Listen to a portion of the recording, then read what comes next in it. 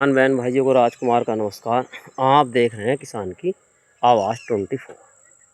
इस समय प्रातःकाल का समय है और मैं आया था अपने खेत पर घूमने। देखिए किसान भाइयों, ये जो खेत है विशेष सैनी का है और देखिए इस समय कितना शानदार खेत खड़ा है। मई के महीने में ऐसे शानदार खेत बहुत कम देखने को मिलते हैं, लेकिन हमारे गांव में इस बार किसानों ने बहुत मेहनत करी। पहले पोगलों को बचाया, इसके बाद उन्हें खेत से निकाला, गन्ने को खेत से निकाला, पोगले बचाए और गन्ना भी खेत से बाहर बढ़ा। और इसका परिणाम आप देख रहे हैं, कितनी शानदार ज़बरदस्त पेड़ी है। और ये जो पेड़ी है ये 98-0-14 की पेड़ी है और कितनी शानदार पेड़ी है देखिए। और इसके धोरे पर लगे हुए हैं पौधे ये, और पूरा खेत बिल्कुल एक सा है। मैं आपको चल कर दिखा रहा हूँ कितना शानदार खेत है। लेकिन जब व्यक्ति मेहनत करता है तो परिणाम अच्छा आता है। हमारे यहाँ बहुत खेत इस बार ऐसे हैं जो बहुत शानदार हैं, और शानदार हो भी क्यों ना, इन्होंने भी यही काम करा कि एक एक गन्ना दराज से काटा और उसकी पूली बनाई और उसके बाद उसकी जो भराई करी, ये जो रास्ता है इसमें भराई उन्होंने करी। तो सारे पोगले इन्होंने बचाए। देखिए हर कहावत इस खेत पे ठीक बैठती है। देखिए कितना सघन है कि व्यक्ति घास काटने के लिए या किसी और पर्पस के लिए अगर खेत में प्रवेश करता है तो उसे 10 बार सोचना पड़ेगा, क्योंकि वो खेत ऐसा है कि इससे निकलना भी भारी है। अंदर की ओर सघनता देखिए और ऊंचाई देखिए, और सहरा खेत एक इकसार है, बिल्कुल शानदार है। किसान भाइयों, अगर हम अच्छी मेहनत करते हैं तो हमारा परिणाम भी अच्छा आएगा निश्चित रूप से, लेकिन मेहनत सर्वोपरि है। और जब हम प्रयास करते हैं तो कहीं ना कहीं परिणाम अच्छे आते हैं। लगातार क्षेत्र में हमारे ऐसे बहुत खेत हैं जिन किसान भाइयों ने पोगले बचाए, फिर उनका बढ़िया प्रबंधन करा और इसका परिणाम आपके सामने है। अगर हम अथक प्रयास करते हैं, निरंतर मेहनत करते हैं, तो गन्ने की फसल का कोई और फसल मुकाबला कर ही नहीं सकती। आज के दौर में लगातार किसान पेड़ लगा रहे हैं। कोई हम पेड़ लगाने के विरोधी नहीं, पेड़ की मैं वीडियो बनाता रहता हूँ। लेकिन अगर गन्ना हम अच्छा उत्पन्न कर लेते हैं, उत्पादन अच्छा ले लेते हैं, तो पेड़ किसी भी एंगल से गन्ने के सामने टिक नहीं सकते।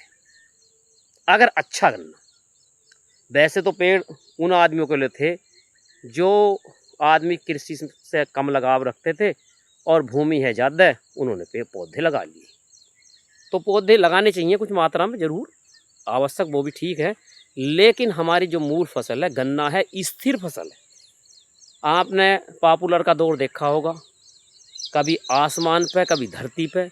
पता चला हमने पौधे लगा दिए, रेट गया गिर। अब इस समय हम किसी बच्चे की शादी करनी है, कोई कारोबार करना है, घर का निर्माण करना है, और बताइए पौधे खड़े हैं सारे जंगल में और हमें ये काम करने हैं, कटवा सकते नहीं और फिर काम होगा नहीं, रेट डाउन। तो कुल मिला के हमें गन्ने की फसल को प्रोत्साहन जरूर देना चाहिए। गन्ने की फसल उत्तम थी, है और रहेगी। वर्षा, ओला, विभिन्न प्राकृतिक आपदाएं, उसके बाद भी गन्ना सीना तानने खड़े रहता है।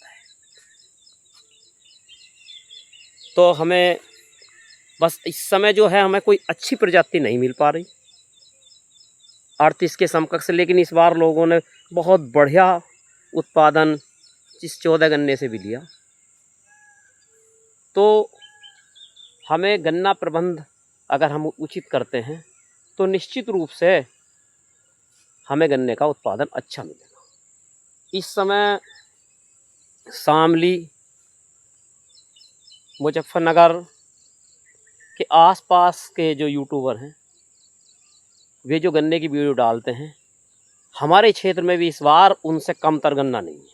जिन किसानों ने मेहनत करी है, क्या बताइए, आप लोग निरंतर जो गन्ने की वीडियो देखते हैं, तो मैं अब लगातार कई दिन तक ऐसे खेत दिखाऊंगा आपको जो हमारे क्षेत्र पे भी बहुत अच्छे हैं, यानी किसी भी हाल में वहाँ से कम नहीं है।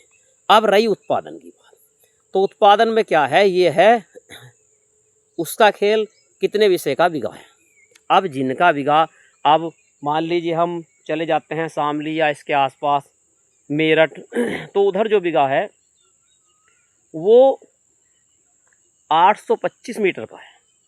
अब 825 मीटर और हमारे यहाँ बीघा 635 मीटर का है, छोटा बीघा। हमारे पास में भी जो गांव इधर बादीगढ़ साइड में, उनका बड़ा बीघा है। तो सीधी सी बात है, अगर हमारे यहाँ 60 निकलेगा तो बड़े बीघे में 80, क्योंकि 15 विषय और 20, 15 में 60 तो 20 में हो गया 80। तो उत्पादन में कतई कोई कहीं अंतर नहीं है, लगभग एक सा है। वो खेत की बात है, जहाँ की मिट्टी ज़्यादा उपजाऊ होगी, देसी खाद का प्रयोग हम अधिक करेंगे तो उत्पादन हमारा बढ़िया होगा। सभी किसान बहन भाइयों से अनुरोध है, वीडियो को लाइक करें, शेयर करें और सब्सक्राइब करें। सब्सक्राइब जब आप करते हैं तो हमारा उत्साहवर्धन होता है और हम प्रयास निरंतर करते रहते हैं कि आपको ऐसी वीडियो दिखाई जाएं जिनमें हमारे बाप दादाओं के अनुभव हैं, और जो हमारे बुजुर्गों के अनुभव होते हैं वो वैज्ञानिकों से भी ज़्यादा होते हैं। हमें उनके अनुभवों का सम्मान करना चाहिए और उन अनुभवों का फ़ायदा लेना चाहिए, जब भी हम अपनी गन्ना खेती को उन्नतशील बना सकते हैं। इसी के साथ सभी किसान बहन भाइयों को राजकुमार का प्रेम भरा नमस्कार।